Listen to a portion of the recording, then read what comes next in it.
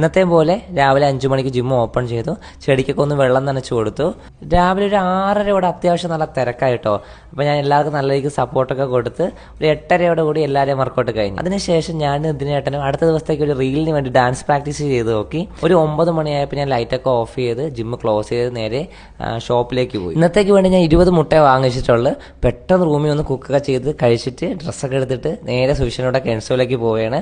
നമ്മുടെ ജിമ്മിലത്തേക്ക് വേണ്ടി കുറച്ച് സപ്ലിമെന്റ്സ് അവിടെ വന്നിരിപ്പുണ്ട്. അങ്ങനെ നമ്മൾ കെൻസോയിലെത്തി.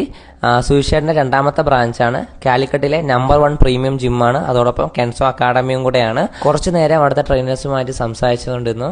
അവർ എൻ്റെ വീഡിയോസൊക്കെ കാണാറുണ്ട്, അടിപൊളിയായിട്ടുണ്ടെന്ന് പറഞ്ഞു. അതിനുശേഷം നമ്മൾ ഈ കാണുന്ന സപ്ലിമെന്റ്സ് എല്ലാം അത്രയും എടുത്തുകൊണ്ട് നമ്മൾ യാത്ര തിരിച്ചു.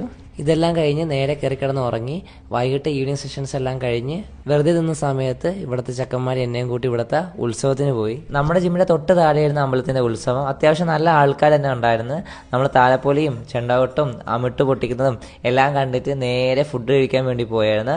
ഫുഡൊക്കെ വാങ്ങിച്ച് വന്നിരുന്നു. അപ്പോൾ നമ്മുടെ ജിമ്മിലെ ശ്യാമേട്ടൻ, ഞാൻ ഡയറ്റിലാണ്, ട്രെയിനർ കഴിച്ചോ എന്ന് പറഞ്ഞ ചോറ് എനിക്ക് ഇട്ട് തന്ന് നമ്മൾ സെൽഫിയൊക്കെ ഗ്രൂപ്പിൽ പോസ്റ്റ് ചെയ്തതിന് ശേഷം നമ്മൾ ഫുഡൊക്കെ കഴിച്ച് കൈയൊക്കെ കഴുകി ഇറങ്ങി. നേരെ താഴോട്ട് വന്നപ്പോൾ ജിമ്മിൽ ഇടയ്ക്കിടയ്ക്ക് വരുന്ന കുറച്ച് മാവേലികളുണ്ട്. അപ്പോൾ അവരെയൊക്കെ കണ്ട് അവിടത്തൊക്കെ സംസാരിച്ചിട്ട് നേരെ റൂമിലേക്ക് പോകുന്നു.